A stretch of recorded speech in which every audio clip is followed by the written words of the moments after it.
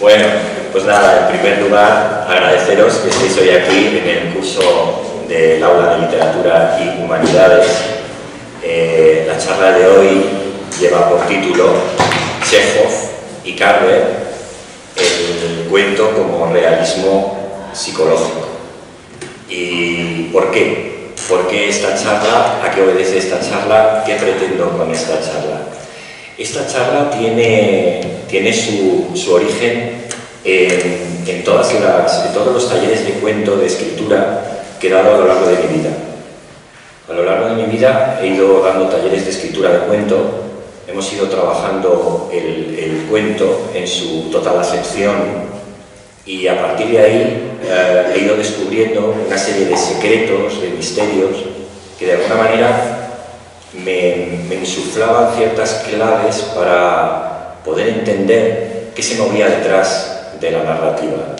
Y a partir de ahí conformé un ideario, un imaginario crítico, que es con el que trabajo y con el que, pues, taller tras taller de cuento, estudiamos y aprendemos un poco por dónde va la escritura y cómo abordar la escritura. Lo primero que compete es explicar un poco qué es el cuento, al menos contar algunas pautas, porque querría empezar a partir de Edgar Allan Poe y explicar por qué quiero empezar a partir de Edgar Allan Poe. Pero antes querría decir que, claro, los cuentos han existido desde siempre, ¿no? La palabra cuento, de hecho, viene de cómputo, ¿no? Y de alguna manera esto de contar, se contaban muchas cosas, ¿no? Se contaban números y también historias, ¿no?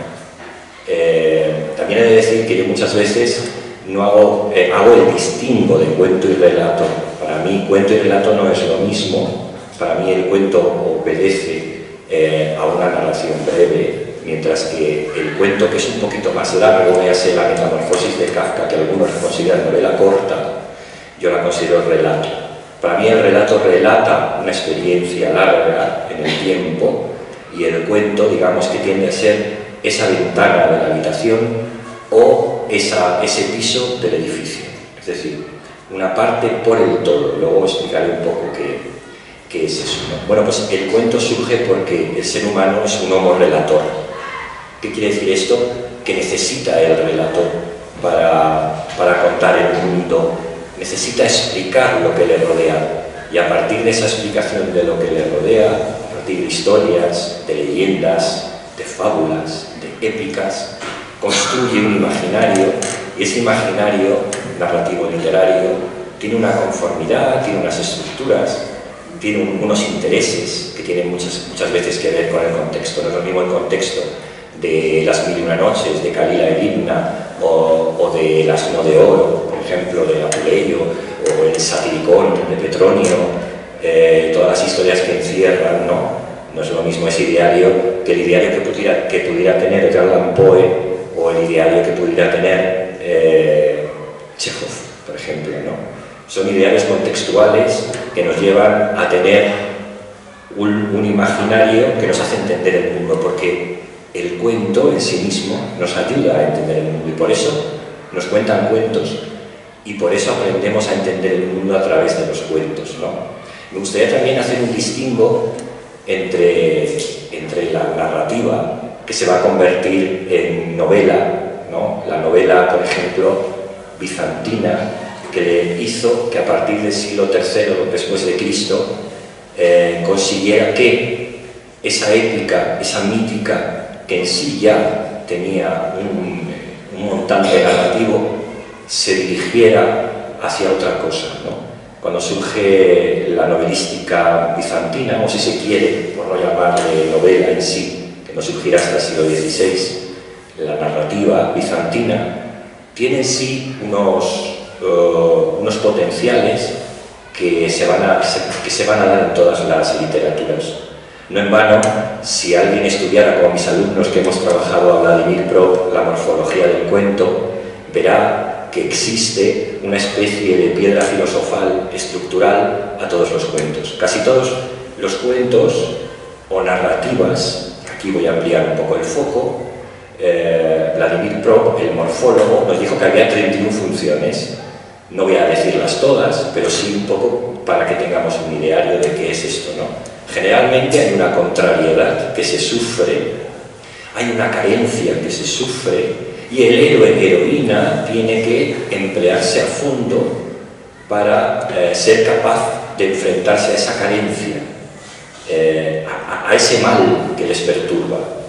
Para ello, la mayoría de las veces va a recibir un elemento mágico, ya sea un anillo, ya sea una túnica, ya sea una espada, ya sea lo que fuere como elemento mágico, y a través de ese elemento mágico que se va a ganar, no lo va a recibir porque sí, comienza su partida. El héroe parte. ¿Y el héroe parte a qué? A solucionar esa problemática. Y una vez que parte, se va a enfrentar con disquisiciones, con asechanzas, con problemáticas. Va a tener que atravesar una suerte de caminos que se va a encontrar y que va a tener que luchar con sabiduría y con valentía. Una vez que supera todo lo que se va encontrando, el dragón en la cueva, los ladrones, todo lo que ocurra, en la novela bizantina era el rapto de los piratas, hecho que por cierto le pasó a Platón, al filósofo Platón le pasó también. Los piratas le raptaron en un barco, o sea que estaba al orden del día, ¿no? Y a partir de ahí, bueno, en las novelas bizantinas, dos enamorados les separan por lo que fuere. El Conde de Montecristo es una novela bizantina, de alguna manera, y entonces uno de ellos es llevado, en este caso el Conde de Montecristo, a una isla donde va a encontrar un tesoro, una cárcel, ¿no? Y luego a partir de ahí saldrá de ahí y tendrá una recomposición. Bueno, pues el héroe se enfrenta a una serie de cosas, crece como persona, como individuo, recibirá una herida, por cierto, recibirá una herida, y esa herida va a ser lo que le va a dar patente de corso de que verdaderamente ha estado luchando, y luego tendrá que volver, y en la vuelta se va a producir lo que se llama, bueno, se va a producir otra, se va a volver a enfrentar en el camino, porque nadie vuelve de una manera fácil de todo esto, y luego se va a producir lo que se llama la anacnórisis. No hay más que recordar el Ulises de Homero, cuando Ulises vuelve con unas hechuras de viejo que solo el perro le reconoce, y luego la nodriza porque le ha visto una herida en el muslo, y vuelve y se produce luego la anacnórisis cuando él se venga de los pretendientes que han estado acosando a Penélope, ¿no? Bueno, esto sería un poco la narrativa bizantina, que tiene ese camino que he dicho, la vuelta, y luego una vuelta feliz donde todo se recompone y la carencia queda colmada. Lo he contado un poco por encima, pero para que viéramos un poco la narrativa bizantina, que luego va a ser el padre de la novelística, ¿no? Pero claro, aparecieron los cuentos que tenían en sí una suerte de brevedad. Eso va a tener varios caminos. Va a tener primero, por ejemplo, el camino de la fábula, de tal manera que la fábula, generalmente con animales, ¿verdad? Al final tenía una moraleja explícita. Y esto quiero destacarlo bien, porque las moralejas explícitas no se van a dar en el cuento actual. En el cuento actual se da la moraleja implícita. Es el lector el que tiene que aventurarse, como ese héroe que os he contado de la narrativa bizantina, aventurarse en el texto, y que se produzca en él ese cambio y esa anacnórisis, y ese reconocimiento de que uno no lee de una manera así, sino uno lee para viajar, para sumergirse, para aprender, para crecer y para dotarse de una sabiduría que le va a llenar de una cierta luz ante el mundo que le rodea. Por tanto, esa parte la quería reseñar. Luego es muy curioso que Cervantes llama a los cuentos chistes. Yo no sé si lo habéis escuchado alguna vez, pero Cervantes llama a los cuentos chistes. ¿Por qué? Porque el chiste es un cuento breve, ¿no? Es una narrativa breve que tiene en sí una paradoja, una ironía, ¿verdad? Y a partir de ahí se cuentan historias, ¿no? Es verdad que también vamos a tener, por ejemplo, el Decamerón de Boccaccio, que imitando también Las Mil y una Noches o Calila y Ligna y otras novelísticas, también va a hacer historias que competen a una historia primeriza, que es los que huyen de la peste, 1348, para contarse historias, en un lugar apartado, ¿no? Bien, a partir de aquí, la cuentística va a estar siempre flotando entre la poesía y la narrativa, sobre todo en los siglos de oro. Y claro, las novelas ejemplares. Podríamos considerarlo como los primeros cuentos, las primeras narrativas, pues algo de eso tiene. Ahora veremos qué es lo que diferencia, ¿no? Pero algo de eso tiene. Aún así, son unas historias que tienen cierta base, ya digo, en Heliodoro y las Etiópicas y su novela bizantina, en Longo de Lesbos, Daphnis y Chloe, una serie de novelas que aparecieron en el siglo III después de Cristo, más o menos. Así las cosas, tenemos que, bueno, que sentirnos muy bien, muy satisfechos, porque tenemos el Lazarillo, que fue el nacimiento de la novela, y tenemos el Quijote, que fue ya el nacimiento de la novela moderna, con todos sus requisitos, donde el héroe se va a convertir en un antihéroe. Y aquí ya comienza un cierto juego con lo psicológico. En el Quijote ya hay una suerte de enclaves que se van a dar entre Don Quijote y Sancho, donde lo psicológico es importantísimo, ¿no? Cervantes era en el fondo un gran psicólogo, ¿no? Si lo podríamos llamar así, ¿no? Porque era capaz de adentrarse en el alma de las personas y ver lo que le ocurría, ¿no?, a su alrededor. Así que eso lo dejaría como impronta. Luego, bueno, la aparición de Daniel Defoe, Robinson Crusoe, donde la ilustración y el ser humano como tal van enmarcando una serie de realidades que tienen que ver con la política y con la visión de ese mundo racionalista, donde el individuo es capaz de codearse con todo. Por eso Daniel Defoe va a escribir Robinson Crusoe y lo va a dejar en una isla. Eso sí, se va a servir de un esclavo, ¿no? Bien, estas cosas. Y me gustaría ir al romanticismo, y me gustaría ir a la figura de Edgar Allan Poe, porque quisiera empezar por ahí, ¿no? Y a partir de ahí hacer una diferencia que hago yo sobre los cuentos para que entendamos un poco qué es lo que pretendo. Edgar Allan Poe, voy a decir la fecha de Edgar Allan Poe. La fecha de Edgar Allan Poe, el nacimiento 1809-1849, o sea, la primera mitad del siglo XIX. Edgar Allan Poe es un escritor que va a unar varias cosas y que va a ser importante también para que entendamos lo del realismo psicológico, o al menos sus bases, ¿no? Es un escritor que se va a mover dentro del romanticismo, pero que ya el siglo XIX estaba dando prédicas de cientifismo. Es decir, cuando él escribe los relatos, El misterio de la calle Morgue, y cuando escribe esos relatos con Monsieur Dupin, donde es una especie de Sherlock Holmes, estaba anticipando a Arthur Conan Doyle, donde la lógica del pensamiento y el cientifismo va a estar de la mano en esa narrativa. Pero da mucho más. Es capaz de meterse dentro de la psicología del personaje. Y sin más, me remito al cuento El gato negro. Y yo no sé si habéis leído El gato negro, yo siempre lo recomiendo, y siempre lo recomiendo en traducción de Julio Cortázar, porque no es lo mismo leer a un autor en una traducción que en otra, y siempre lo recomiendo, la traducción de Cortázar, pues es una maravilla. Y el gato negro es un tipo que de primeras os digo que es un narrador no fiable. Fijaos lo que está en juego, es un narrador no fiable. ¿Y qué quiere decir un narrador no fiable? Es un narrador a quien no le podemos hacer caso. Y además, otra cosa,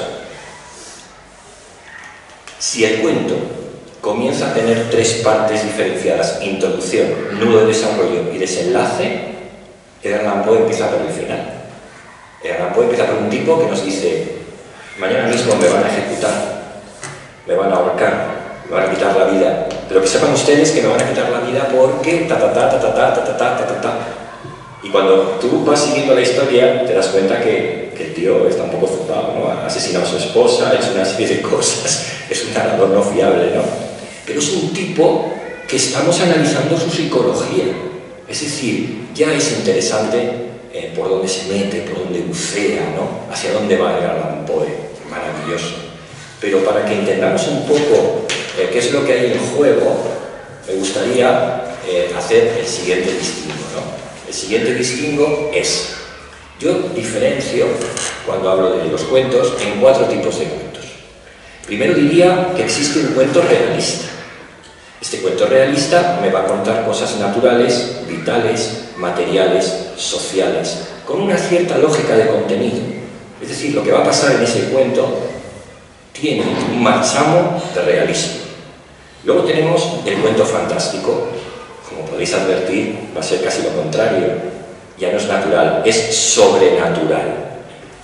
Y como sobrenatural, es misteriosamente mágico. Y también, incluso, yo diría que mítico. También usa la cosa mítica. Pero que lo tengamos en consideración. El realista es natural y el fantástico es sobrenatural.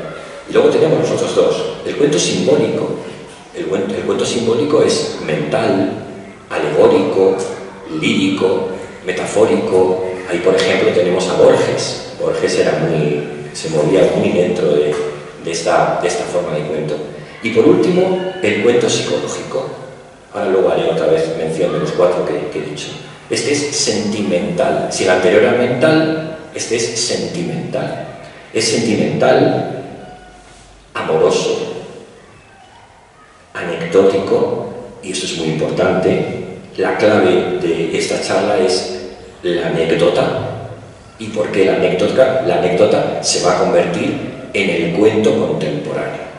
¿Y por qué el cuento? ¿Por qué a mis alumnos les tengo que enseñar lo que es la anécdota y tienen que aprender lo que es la anécdota para escribir cuentos, ¿no? Anecdótico, erótico o cómico. Hay cuentos cómicos, que luego intentaré explicar qué es un cuento cómico. Bueno, un cuento, si hago un pequeño anticipo, un cuento cómico es un cuento cuyos personajes operan como si fueran seres animados de animación de dibujo, ¿no? O sea, un personaje puede caerse de un séptimo y rebotar, porque es un cuento cómic, es un cuento como si estuvieran leyendo unas viñetas, ¿no? Y los personajes actúan así. Okay. Entonces, ¿qué es lo que hay en juego aquí? ¿Por qué hablar de todo esto, no? Bien, cuando nos acercábamos a un cuento, en lo que suponía escribir un cuento, lo primero donde nos acercábamos primeramente era hacia el realismo, es decir, los cuentos se prendían de una historia contada y a partir de ahí adivinábamos una parte social, ¿no? Pero ¿cuál fue el tránsito? ¿Cuál fue el cambio? El cambio se va a producir a partir de Chejov. Luego nombraré una serie de escritores que hay anteriormente y que van a producir ese efecto, pero el cambio se va a producir a partir de Chejov. ¿Y qué va a hacer Chejov? Chejov va a nutrir lo anecdótico, pero antes de que entremos en Chejov o en cualquier escritor, me gustaría definir qué es lo anecdótico e intentar que lo entendamos. Lo anecdótico, lo he definido aquí, son definiciones mías, es una realidad luminosa, fingida en su simpleza, en su apariencia de nadería, inane, huera de contenido. Lo que se presupone que es lo anecdótico, es decir, eso es anecdótico. Es como algo que en sí podríamos decir que no tiene visos de importancia, pero que lo va a tener, porque doy una definición que tiene que quedar para siempre el cuento. Yo así es como lo defino. El cuento es el lugar de lo insólito. ¿Cómo vamos a contarle a un niño un cuento si ese cuento no pasa nada? Si ese cuento no sucede algo que es insólito. El niño va a decir, bueno, pues, ¿qué me estás contando? Me estás diciendo, y este va aquí, y de repente sale para acá, y hace esto, pero no pasa nada. El niño me dirá, bueno, ¿qué pasa? Pero algo pasará. El cuento es el lugar de lo insólito. Entonces, ¿por qué lo anecdótico? ¿Por qué se produce un cambio que luego va a reflotarse en el realismo psicológico? Pues porque lo anecdótico resulta que va a tener también un fruto poético que Chejov va a ver de una manera absoluta. Luego contaré cómo es el proceso. Es decir, que lo anecdótico encierra en sí mismo una gran sabiduría. Okay. Lo psicológico. ¿Qué queremos decir con lo psicológico? Estamos hablando de realismo psicológico. De hecho, si cogemos un poco la definición que hemos hecho antes de cuento realista, cuento fantástico, cuento simbólico, cuento psicológico, si yo digo que es realismo psicológico, tendré que decir que es natural, sentimental. O sea que hay una parte real y hay otra parte que se ocupa de lo que está pasando en esas mentes y lo que está pasando en esas conciencias, ¿no? Lo psicológico es lo mental como exégesis, como interpretación dramática, irónica, cómica, social de la propia vida. Es decir, que todo aquello que es psicológico atiende a lo mental y nos descubre un universo nuevo que tiene que ver con la conciencia humana. Y luego, dentro de todo esto, cuando hablábamos antes de Edgar Allan Poe comienza a trabajar el monólogo interior, que luego aparecerá en James Joyce con la corriente de conciencia, que es meternos dentro de la mente humana, ¿no? Yo le llamo a eso el tunelismo, el yo-túnel, que es un monólogo interior donde vemos al personaje que se habla hacia los adentros y, de alguna manera, buscando el sentido de la vida. ¿Y qué pide cada cuento? Pide lo que ya pedía Aristóteles en su poética. En su poética, Aristóteles nos habla de la mímesis y la catarsis. Es decir, la mímesis es la identificación, lo he explicado muchas veces en otras charlas y en otros lugares. Cuando uno va al cine, de repente se identifica con un personaje y siente lo que está pasando, ¿no? Y lo vive, porque tiene una mímesis, una identificación igual, el lector. Y la catarsis, que es la purificación, ¿no? Que es cuando uno se queda tranquilo, ya purificado, ¿no? En esa lectura que le ha sobrevenido en una suerte de visión donde ha aprendido algo, ¿no? Bien, quería contar eso antes porque me parecía importante para ir haciendo un camino y explicar un poquito por dónde va la narrativa. Ya he dicho que Edgar Allan Poe es un poco el que trabaja ese monólogo interior de una manera más temprana. Alguien me puede decir, bueno, pero también lo hay en el Quijote. Claro que sí, en el Quijote ya seguro podemos encontrar ya ciertos monólogos interiores con cierta fuerza, ¿no?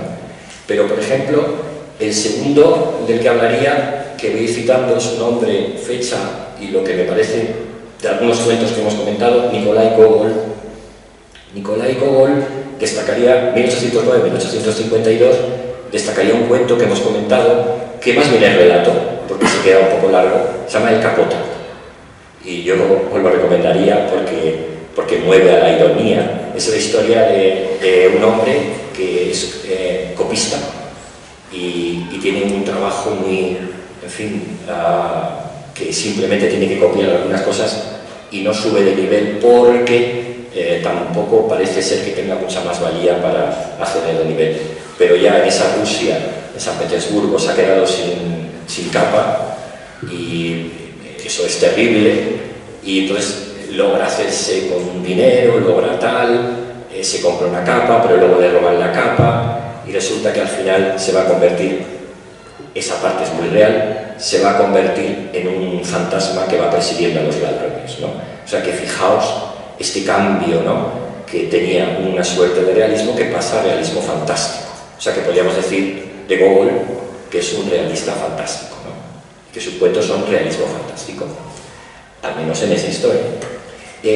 Dostoyevsky, simplemente decir, un grandísimo escritor, 1821-1881, el padre de la conciencia.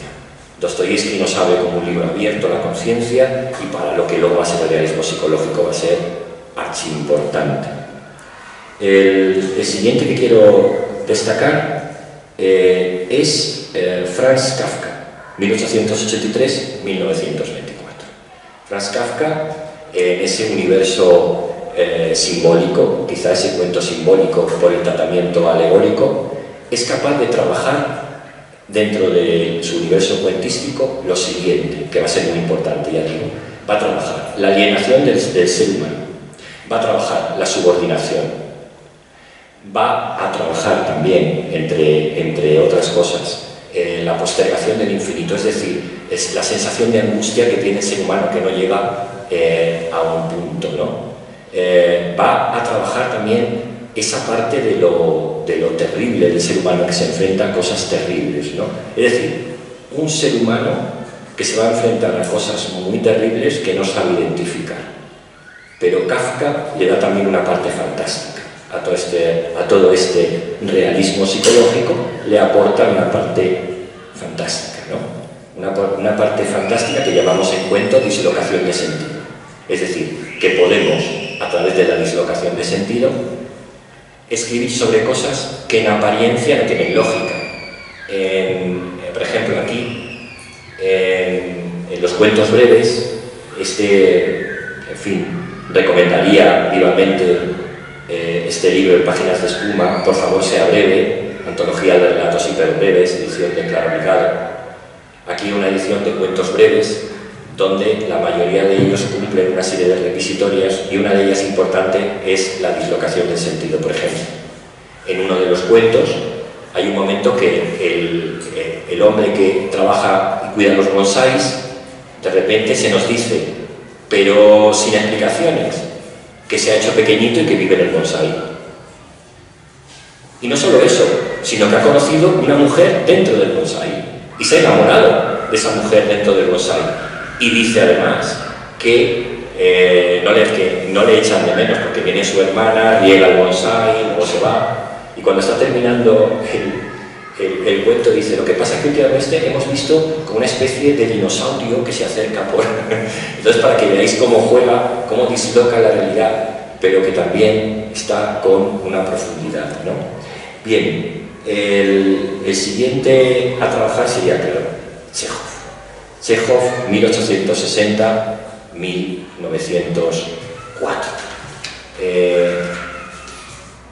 Anton Pavlovich Chekhov, nacido en Rusia, 1860, y muerto en Alemania, 1904, es, digamos, el que nos ha venido a traer aquí porque es él el que a través de su narrativa, bueno, él fue un escritor dramático, es decir, trabajó en el mundo del teatro, fue médico también y fue escritor de cuentos. Y a través de sus cuentos, ya digo, va a trabajar lo que estamos diciendo, el relato anecdótico. Es decir, sucede una situación que se puede convertir en intolerable, como las de Kafka, o se puede convertir en llena de comicidad, ¿no? Entre sus cuentos más reconocidos está La dama del perrito, 1899, donde ahí yo descubrí que de alguna manera estaban las pulsiones freudianas, por ejemplo. Estaba el yo, el ello y el superyo. Es decir, son dos personas que están casadas, se conocen, se enamoran y sus respectivos tienen mucho dinero y no pueden dejar fácilmente a su pareja. Entonces se enfrentan a una situación donde al final el superyo, o sea, cómo nos tenemos que comportar en sociedad, va a vencer al ello, a las pasiones humanas. Pero eso está ahí en La dama del perrito, es decir, que Chekhov va a dotar a los personajes de unas pulsiones humanas. Y el otro que quería destacar, porque siempre me ha hecho mucha gracia leerlo entre los cuentos de Chekhov, se llama La venganza. Lo he trabajado con mis alumnos, amén de otros cuentos, pero ese en especial, parece muy curioso. En La venganza, siempre en el mundo ruso chekhoviano, bueno, pues es un personaje que de repente descubre que su mujer está siendo infiel y decide ir a un vendedor de armas y le pide un tipo de arma. El vendedor, que sabe a lo que él viene, le dice, hombre, pero si quiere usted matar a su mujer porque la ha engañado, dice, mejor use esta arma. Y el otro, no, yo no quiero, yo lo quiero usar para animales. El otro, claro, y quiero no sé qué, no sé cuánto. Y el otro, no, pero si usted quiere matar a su mujer, o sea, el vendedor va jugando con él poco a poco, entramos en una comicidad, una carcajada. Al final el tipo le dice, bueno, dame una nasa, una red de pescar, y se pira, ¿no? Se pira avergonzado porque ha venido, porque ha tenido esa... Y el otro le va contando una serie de cosas, ¿no? Que está ahí in situ, ¿no?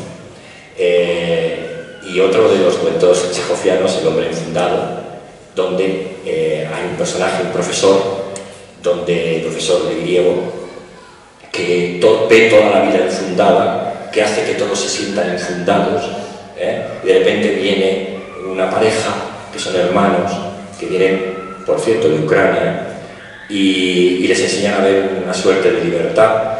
De hecho, él se pasma de que la mujer vaya en bicicleta, pero acaba enamorándose de la mujer, y hay un momento que tiene de libertad y tal, pero el tipo al final sigue encapuchándose, sigue con ese miedo terrible a la existencia, ¿no? Y al final, el día del entierro, llueve y todo, todos van con tapados, y dice uno de ellos, mira, al final se ha salido con la suya, incluso el día de su muerte, van todos tapados, ¿no? Pero también es esa psicología anecdótica, el alma anecdótico que pulula en sus historias, ¿no? El siguiente que querría tratar es Borges.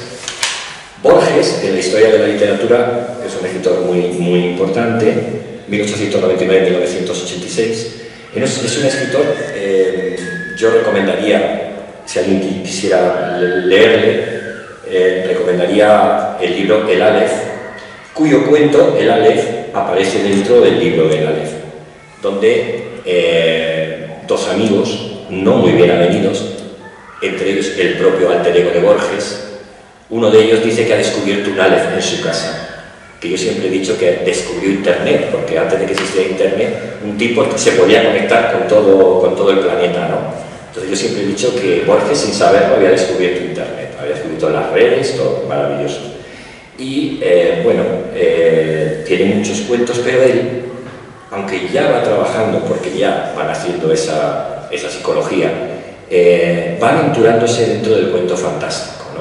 Y dentro del cuento fantástico, simbólico, ¿ok? Es decir, que aunque todos van arrimando el hombro, esto se va dando con una impronta sejofiana, pero poco a poco, ¿no? El siguiente, Juan Rulfo, que va a trabajar cuentos de una realidad social, de esa guerra de los cristeros, ¿no? Y que algunos, no oyes ladrar los perros, acuérdate, bueno, eso está en el libro El llano en llamas. Juan Rulfo vive en 1917-1986. Luego tenemos a Julio Cortázar. Cortázar ya sí, ha bebido de esa experiencia chejofiana porque sabe que lo anecdotario lo va a nutrir de buena literatura. Julio Cortázar nace en el 1914 y morirá en el 1984. Y, por ejemplo, yo siempre que trabajo Cortázar empiezo con Casa Tomada, que son dos hermanos que viven en una casa que está un poco basado en la caída de la casa Usher de Edgar Allan Poe, pero son dos hermanos que como que les van echando de la casa y nunca sabes quién le está empujando, ¿no? En el fondo, y al final tienen que salir de la casa, dejar las llaves y huir, pero no saben quiénes están detrás, ¿no? En el fondo hay una realidad de esos terratenientes burgueses donde hay un cambio en Argentina y tienen que ir huyendo, ¿no? Es lo que solapa, dentro de una suerte de relato fantástico, solapa una realidad, ¿no?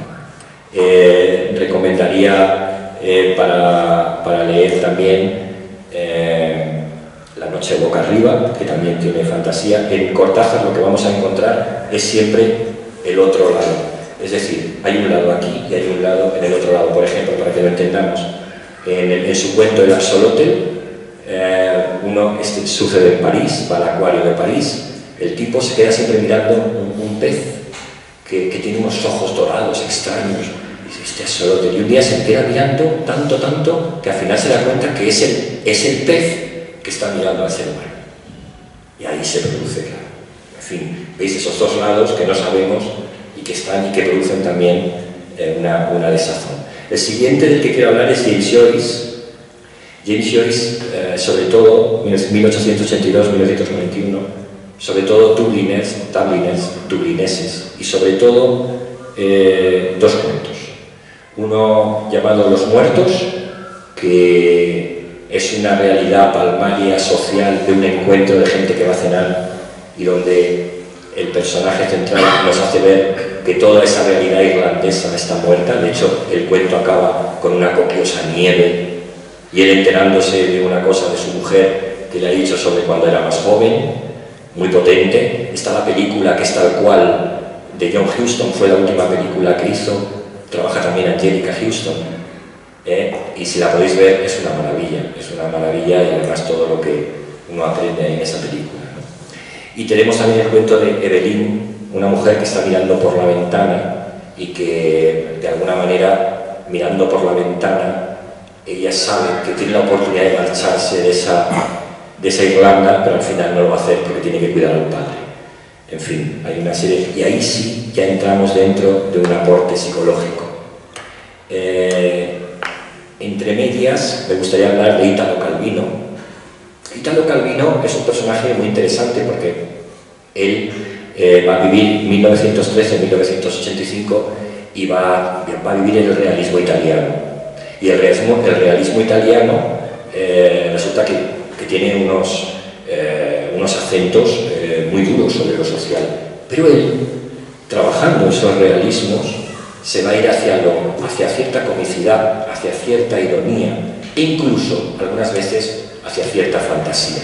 En una novela que tiene El Vizconde de Mediado, este tal Vizconde le parten por la mitad, vuelve a casa la mitad, pero vuelve a casa la mitad mala, el malo, ¿no? Entonces todo lo que come, pues toda la mitad, la naranja a la mitad, la pera a la mitad, la cama a la mitad, muy malo. Entonces en un momento dado vuelve el bueno en una lucha flagrante, con las espadas y las capas, y se juntan.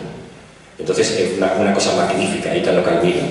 Y dice, entonces, ¿ustedes creen que se portó bien? La pregunta. Pues no se portó ni bien ni mal, porque no somos ni buenos ni malos en nuestra, ¿no? Y entonces eso es fantástico, porque uno dice, ya se va a portar bien, que va. No es ni bueno ni malo, la cosa buena y la cosa mala, la vida era buena, la vida estaba mala, ¿no? Entonces fantástico.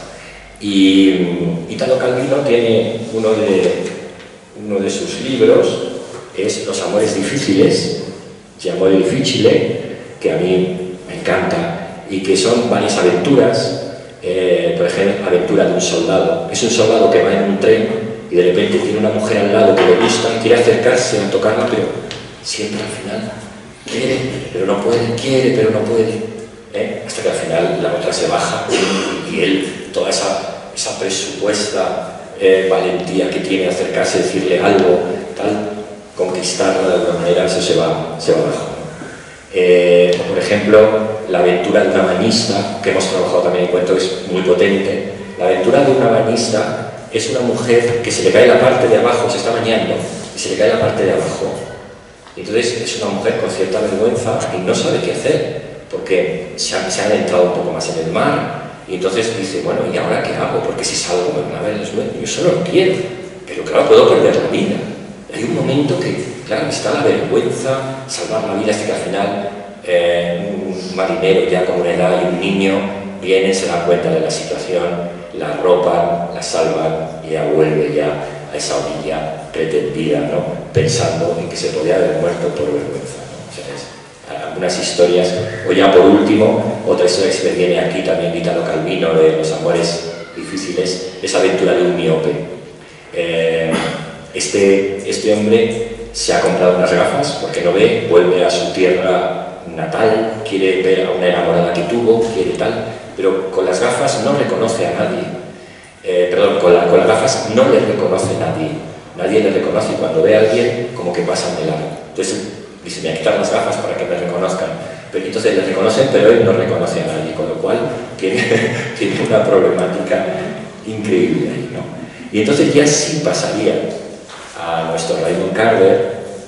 Raymond Carver va a nacer en el estado de Columbia, 25 de mayo de 1938, y va a morir por injuries el 2 de agosto de 1988. Es decir, del 38 al 88, para que veamos un poquito por dónde se mueve en el tiempo. ¿Quién es Raymond Carver y por qué es importante? Raymond Carver, en los talleres de cuento, para todos nosotros, es tan importante que yo siempre digo un poco medio en broma, que vamos a poner una foto suya y cada vez que entremos tenemos que rezarle a San Carver. O sea, San Carver bendito, tú que has venido de Chekhov, tal, y soltar la perorata, ¿no? ¿Por qué? ¿Qué pasa con Carver? Carver es capaz de, ya digo, teniendo lo que hemos dicho, ¿no? ese hecho narrativo anecdótico que prende como llama en Chekhov, es capaz de recoger esa experiencia chejoviana y transformarla en algo que vamos a llamar realismo psicológico. ¿Y qué es esto, a fin de cuentas? Son cuentos minimalistas que tienen cierta cortedad en cuanto en cuanto a su dimensión de cuentos, suelen ser relatos breves, suelen ser relatos de pareja. La mayoría suelen ser relatos de pareja. Por ejemplo, ¿de qué hablamos cuando hablamos de amor?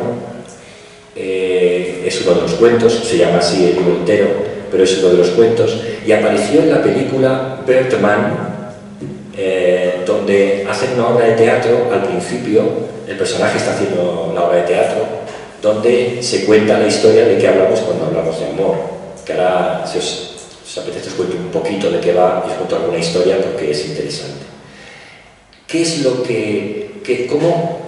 cómo se nos muestra él? Bueno, él se nos muestra con una prosa que llamamos prosa higiénica, suena un poquito mal, pero que yo le llamo la prosa poética. Yo diré por qué le llamo poética, por qué le llamo a su narrativa la poética. ¿Y por qué prosa higiénica? Porque no vas a buscar una palabra en el diccionario. Es decir, si en la primera mitad del siglo XX la narrativa lírica o la narrativa social, luego a mediados del siglo XX, era una narrativa con una riqueza textual, a partir de la segunda mitad, sobre todo, que es donde vamos a tener a Carver en esa segunda mitad del siglo XX, va a procurar una suerte de narrativa de prosa higiénica. Una prosa sencilla, simple, directa, pero eso sí, no exenta de poética. Entonces os explicaré el porqué. Por ejemplo, ¿de qué hablamos cuando hablamos de amor? Es la historia de dos parejas que se reúnen. La pareja que vive en la casa, el marido se llama Mel McInnes y es médico, o sea, es cirujano del corazón, con lo cual ya va pautando ahí ciertos símbolos, ¿no? Y está muy empeñado en hablar del amor todo el tiempo.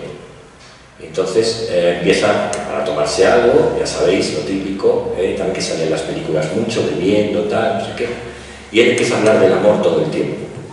Y la mujer le reprueba alguna de las cosas. El que cuenta la historia, que es un narrador testigo, porque las historias se pueden contar desde un narrador testigo, véase Hernán Gatsby, hay alguien que cuenta la historia del protagonista, intenta entender qué es lo que hay en juego, y además en un momento dado va a ver que su mujer está interesada por el tal Mel McInnes, ¿no? Hay un cruce ahí muy curioso, pero al final se van a ir dilatando en la conversación, se van a ir a la cocina, decían que iban a salir a tomar algo, pero al final se diluyen en unas sombras. Es decir, es como si la charlatanería, la palabra, tanta palabra y la poca experiencia vital les va a llevar a que se diluyan y se nos cuenta cómo él va trabajando la luz desde el principio del cuento y al final del cuento dice y se quedaron hechos sombras, los transforma en sombras, ¿no?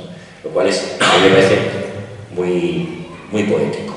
Y otro momento que quiero contar de él, bueno, hay uno en un libro que se llama Catedral, y el cuento que se llama Catedral es el de una mujer que está casada pero que conoce a un ciego con el que habla habitualmente, y un día el ciego decide ir a visitarla.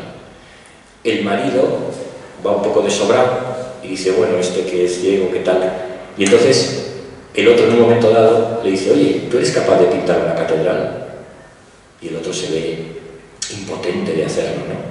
De repente siente esa ceguera interior, ¿no? Por ejemplo, para que veamos esa poética. Y luego otro, que se llama Conservación, que ahí me quedaría con los cuentos carverianos, se llama Conservación. Y es un hombre que le despiden de su trabajo el 14 de febrero. El día de los enamorados vuelve a casa y nada más volver ya se sienta en el sillón y más nada. La mujer, que sí se nos dice el nombre, Sandy, en el cuento nunca se nos dice el nombre del marido, le dice el marido de Sandy. Es decir, desde el principio, Carver en esta poética le va deglutiendo al personaje. Ve que su marido, Sandy ve que su marido no hace nada, no se mueve, y entonces Sandy incluso va en busca de trabajo, o sea, ya está trabajando, pero incluso le anima a que encuentre un trabajo, ¿no? Y se les estropea el frigorífico. De tal manera que la metáfora que hay aquí implícita dentro de la historia es que frigorífico es igual a matrimonio. Entonces, claro, que cuando lo digo muchas veces, pues eso, pasamos a la sorda un poco, ¿no? Es como si frigorífico es igual a matrimonio, que no se estropee el frigorífico, no vaya a ser que en esta historia compete. En esta historia lo que de hecho ella dice en un momento dado, a mis padres no se les estropeó nunca el frigorífico. Bueno, fue así, es verdad que se llega a estropear al final de la vida, ¿no? Pero esa metáfora que nos da aquí lo está haciendo a través de una psicología de los personajes, muy potente la psicología de los personajes, ¿no? Entonces, ¿qué es lo que se quiere consignar de todo esto? Que la experiencia chejoviana, toda esta experiencia, dio fruto en la figura de Raymond Carver, ¿no? Raymond Carver tiene un cuento, un libro, que se llama Tres rosas amarillas, pero luego que se hizo cuento se llama Tres rosas amarillas, y en ese cuento, que para mí es un buque de los cuentos, yo digo que ese cuento no se puede leer, igual que Quijote, quizás sería mejor leerlo a partir de los 40 años. Yo creo que ese cuento, hasta que uno no tiene una experiencia lectora, por ejemplo, de nuestros talleres, ¿no? Aquí estoy haciendo un poco de, diciendo que hay que apuntarse al taller, es quizá muy difícil acercarse a ese cuento. ¿Por qué? Porque es un buque. Entonces hay que aprender a verlo. Pues nos cuenta la muerte de Chekhov en el 1904. Allí en Baden-Baden, Alemania, está en un lugar de termas, ¿no? Donde va un poco a pasar esos días porque tiene unas dolencias, pero Chekhov muere. Y la mujer recibe 3 rosas amarillas y el champán que está para disfrutarse, ¿no? Es decir, la muerte de repente tiene una luz amarilla. ¿Y por qué escribe ese cuento Carver? Porque él también estaba a punto de morir, una enfermedad que tenía, de hecho murió no mucho después de haber escrito ese cuento. Por tanto, es un buque. Pero ahí se analiza ese realismo psicológico, esos personajes que se mueven dentro de una psicología profunda, profundamente anecdótica y profundamente profunda, ¿no? Y me gustaría continuar un poco para que tengamos una idea un poco lo que pasó después. Bueno, hubo escritores coetáneos que ya también se montaron a ese espíritu chejoviano. Por ejemplo, me gustaría hablar de Salinger, que todos le conocéis por Variante del Centeno. 1919-2010, murió en el 2010, y tiene un libro que se llama 9 cuentos, y ahí trabajo 2, Un día perfecto para el pez plátano, y otro que trabajo, Linda boquita y Verdes mis ojos, ¿no?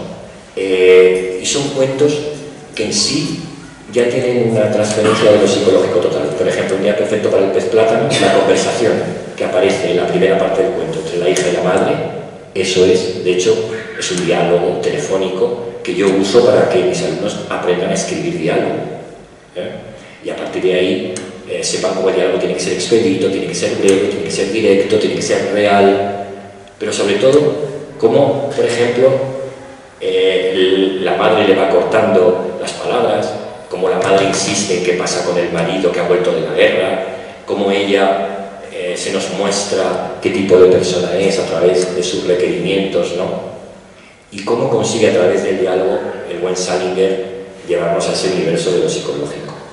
Citaría, por ejemplo, luego también a Sam Shepard, que nació en 1943 y murió en el 2017, y fue un escritor que también fue actor. Estuvo casado con Jessica Lange, trabajó en París, Texas, trabajó en películas maravillosas, un actor imponente, maravilloso, pero como escritor absolutamente genial.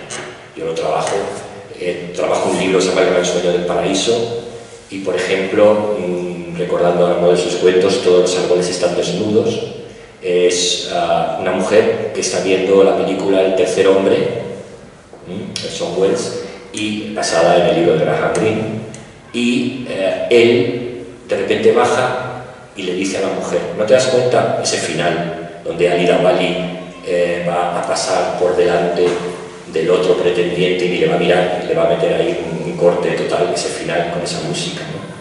Y dice: ¿tú no te das cuenta que los árboles están desnudos y están cayendo hojas? Como dicen, es que no te das cuenta de... Y entonces en un momento dado se da cuenta que ha metido la pata y se da cuenta que él está siendo muy superficial con su propia relación, ¿no? Y que en el fondo eso que él ha visto en la película es todo lo superficial que es él con su pareja. Entonces ahí estamos también en un tratado, en un cuento de hoja y media, maravilloso, ¿no? Sam Shepard, que es una maravilla como escritor. Ernest Hemingway, no querría dejar todo este camino a Ernest Hemingway, porque Ernest Hemingway es verdad que es quizá un verso libre, 1909-1983, sí, y, no, perdón, 1899-1961, y sus cuentos son absolutamente maravillosos, y él cumple lo que dice la teoría del iceberg. ¿Qué es la teoría del iceberg? Es que el cuento, lo que no te va a contar es lo importante. Lo que tú ves en el iceberg no es lo importante, sino lo que está debajo. Entonces, y se sabe que el Titanic, ¿no?, se dio con lo que había abajo, ¿no? Esa soberbia del Titanic de repente se dio con la profundidad, y fijaos dónde paró, ¿no? Y ahí hay algunos cuentos que son maravillosos. El gato bajo la lluvia, por ejemplo, que tiene que ver con el cuento de Berlín que citaba antes de James Joyce. Es una mujer que está en la ventana y que ve un gato bajo la lluvia, y entonces le dice al marido que va a bajar a por el gato. Cuando baja por el gato no está el gato. Entonces cuando vuelve tan irritada que dice que se va a cortar el pelo, que va a cambiar de vida, que va a tal. Entonces ahí hay una psicología de los personajes que tiene que ver con la ventana, con la lluvia, con todo lo que está sucediendo alrededor, con los elementos naturales, ¿no?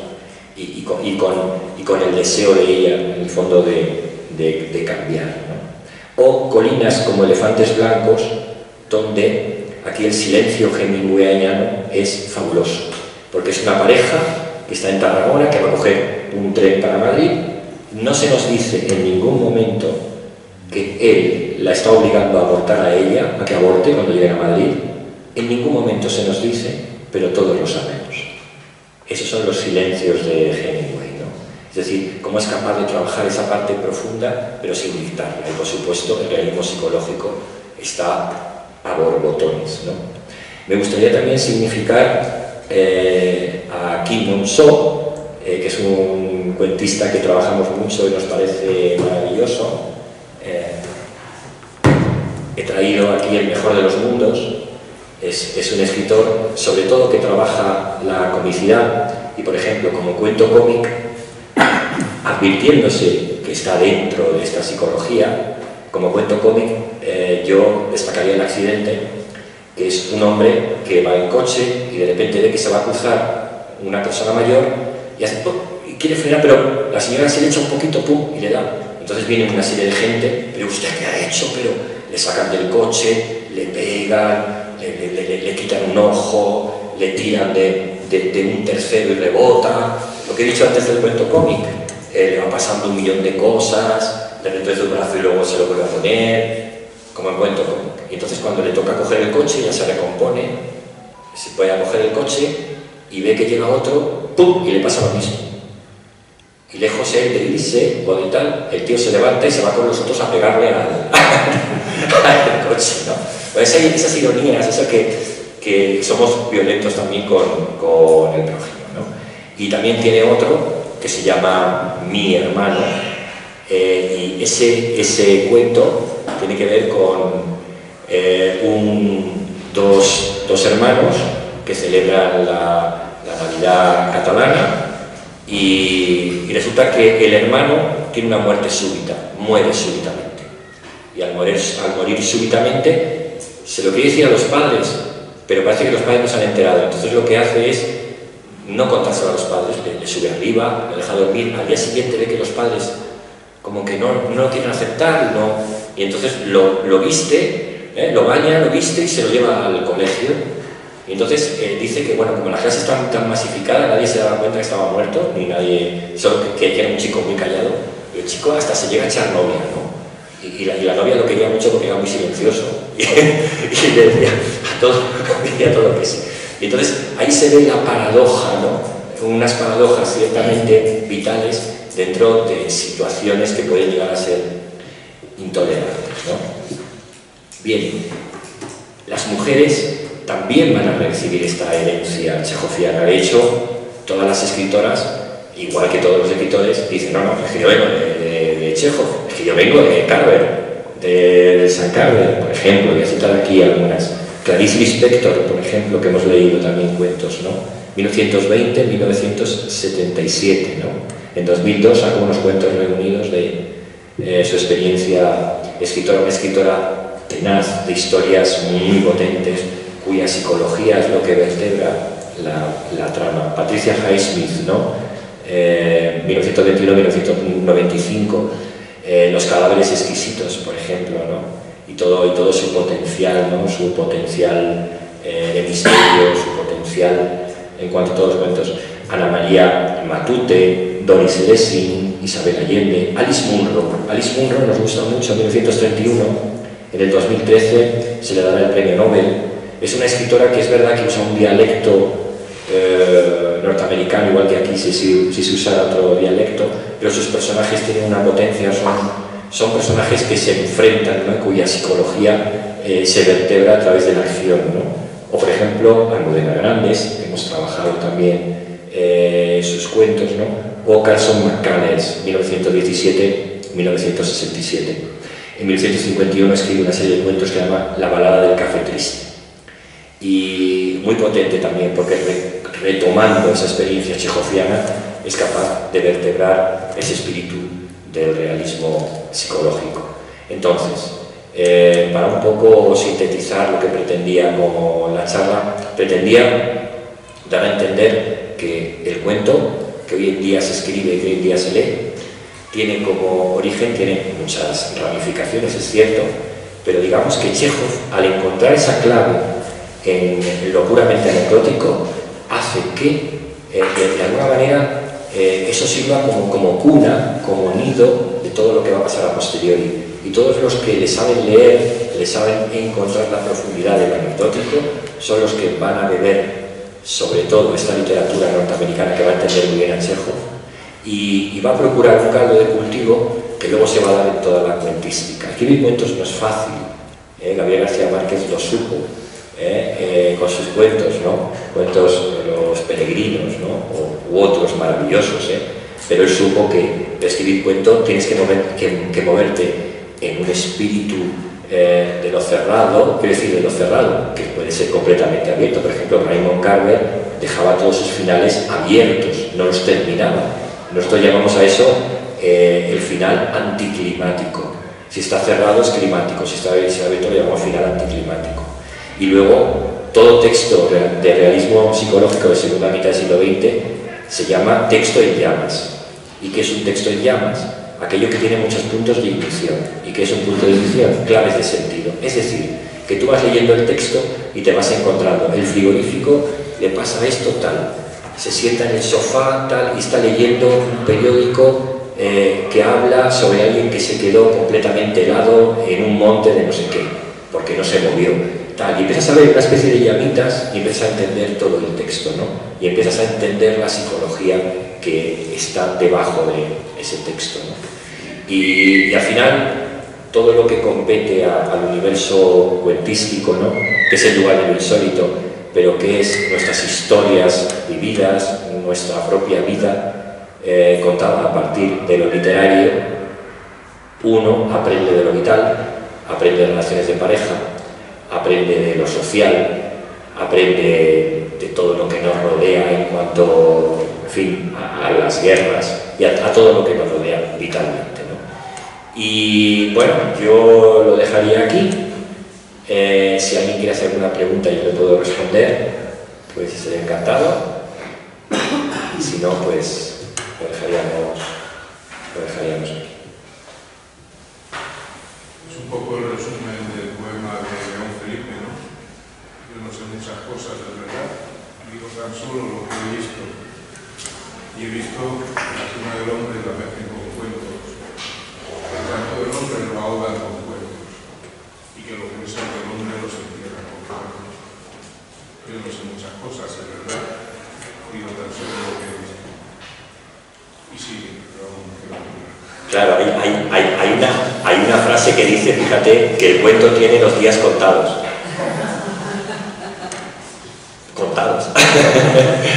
Porque tiene que contarlo, ¿no? porque nos gusta contar historias, nos gusta que nos cuenten historias, nos gustaba que nos contaran historias nuestras abuelas,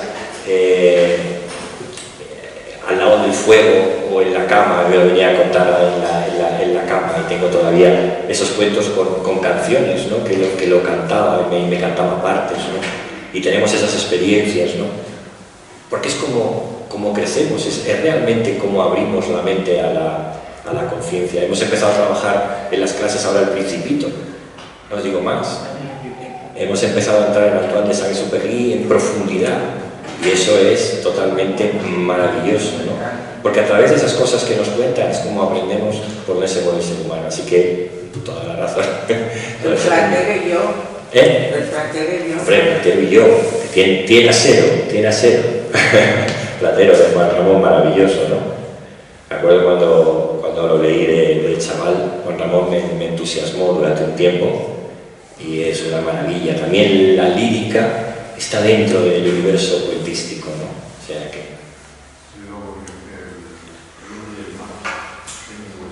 Sí, de Hemingway, esa experiencia de lo vital, no de la superación, ante los límites, ¿no?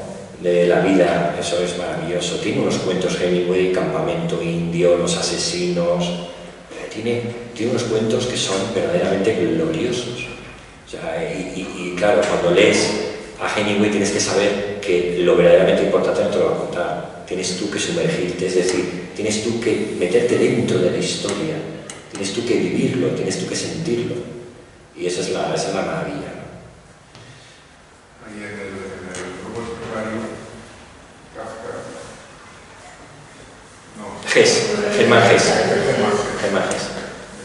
Pero ahí también una parte me ha recordado cuando describe cómo se construyó la muralla china.